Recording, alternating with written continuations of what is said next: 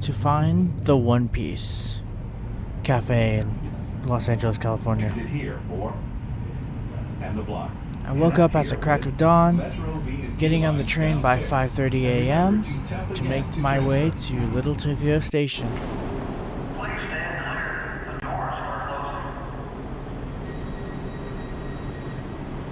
And once I arrive, it is time to get moving.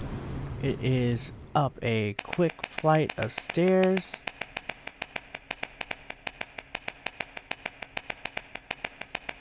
and out the turnstiles to the Little Tokyo district. The cafe itself is a short walk through the Little Tokyo area itself, but it's shorter than watching 1,000 episodes of One Piece, so please bear with me here as I bridge the distance. It's important to note that it is still 6 a.m., so there is not really anyone here and all the businesses are closed. By a couple hours later, there will be tons of people swarming the area, so I'm just going to enjoy the solitude and quiet that this area has to offer.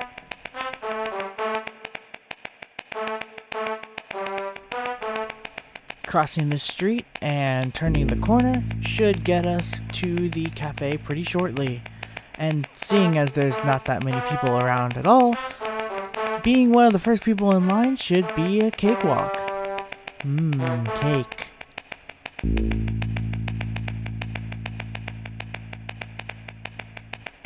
Hey, so remember when I said I woke up at the crack of dawn?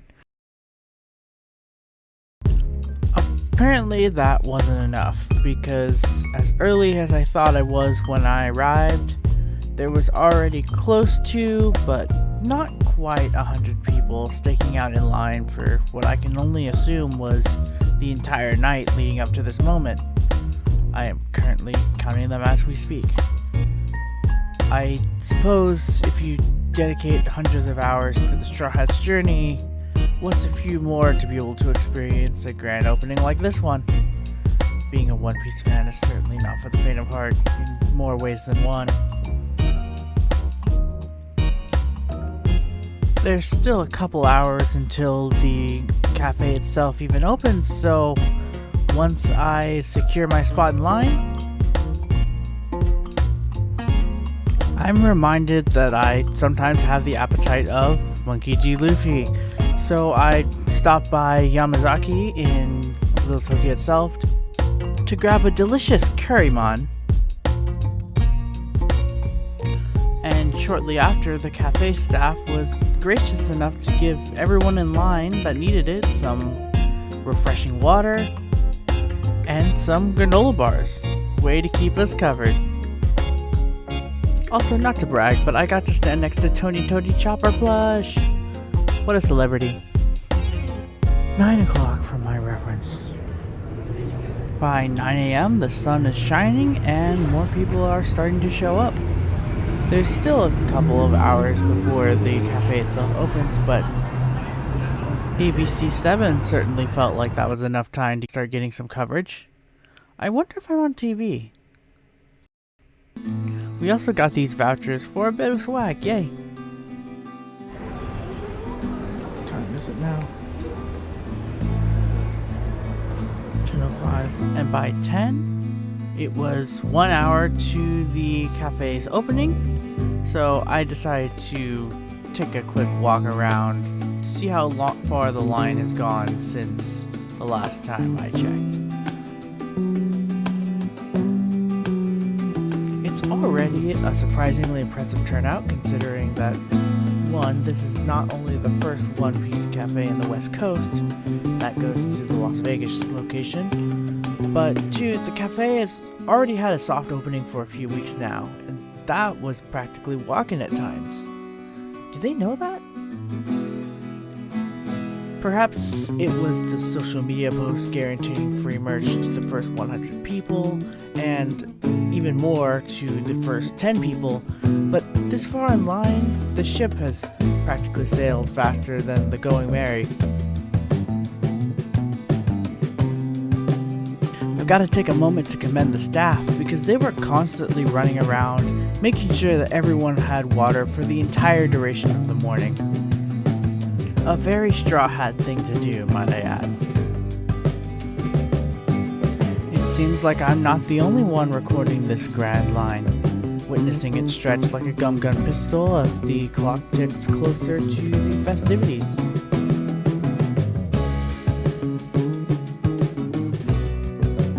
Finally, by 10:50, they had us put away our chairs and start moving in. Maybe not. Maybe they just opened up the barrier. Yep, we were just standing. Slowly. The opening itself was fairly unceremonious, considering it was the official grand opening and all. 40 minutes later, and we're still not there yet. But once again, I can't help but commend the workers for constantly engaging and keeping fans hyped up, encouraging chat about our favorite characters and moments as we slowly creep up. A lot of people answered Zoro as their favorite, which is kind of surprising considering how they didn't get lost getting here so early. But I digress because we finally made it to the cafe itself. It's come a long way from the soft opening, which was essentially a type of wrap. But now here it is, complete with signage, windows, and decorations. It's finally time to make our way inside. I appreciate you guys so much. Immediately, you're met with an unapologetically one-piece atmosphere, with a photo op shuffling through the main cast and music selections from across the series playing through the speakers. I would highly recommend knowing what you're going to order beforehand, because once you get inside, the line moves pretty quick.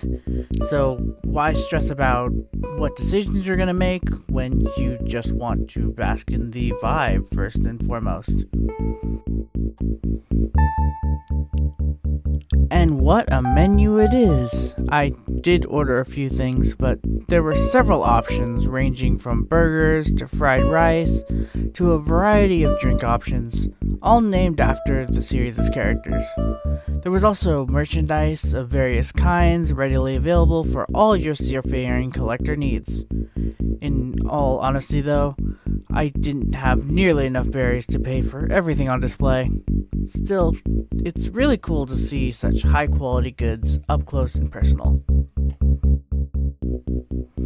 Just look at them tempting us with those mouth-watering donuts. And Luffy's iconic hat? Come on! In any case, I should have probably taken my own advice because I still didn't quite know what to order by the time I reached the front.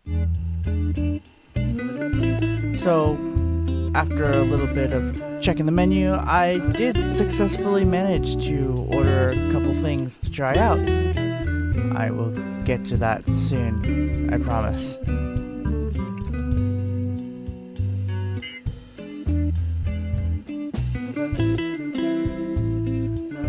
Even as I flounder through the menu like a devil fruit user trying to swim, the staff were both efficient and amicable at all times, the type of service that would make even Sanji proud, and is certainly a must when your clientele wraps around the building for a good couple blocks.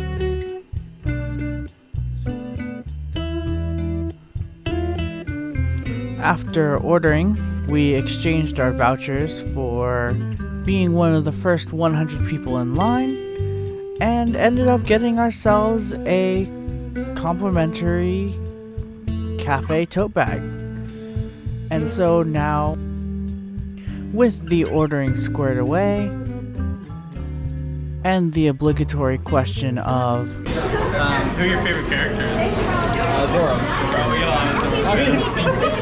the next step was to get ourselves settled and seated before the food arrived. Here's your buzzer with your receipt and you're all...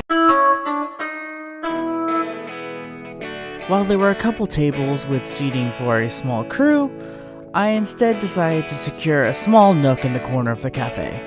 Even with not much standing room, it was still a great spot, with the tables having a wooden mast feel and the walls acting like a simulated porthole that allow you to really feel like you're on a cruise with pirates.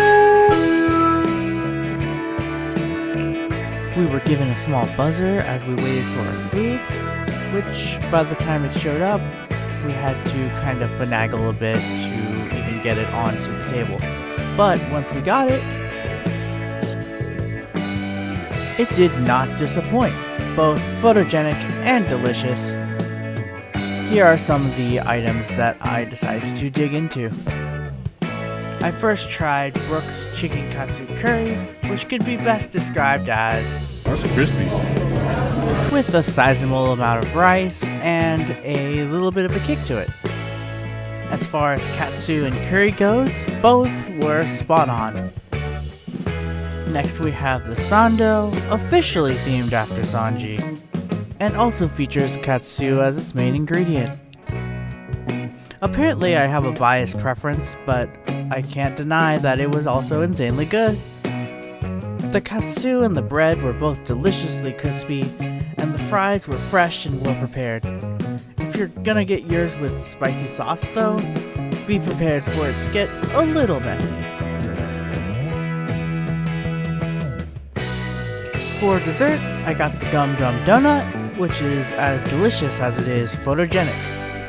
No, seriously, I had a few people ask to borrow mine out of the blue to take photos for themselves, mostly because it sold out fast.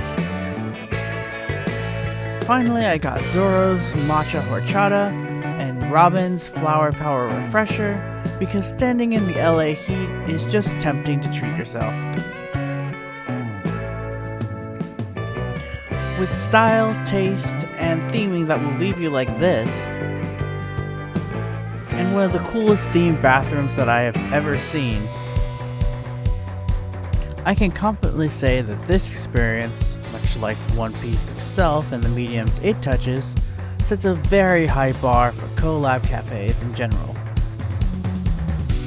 It serves as a great meetup for like-minded fans of the series.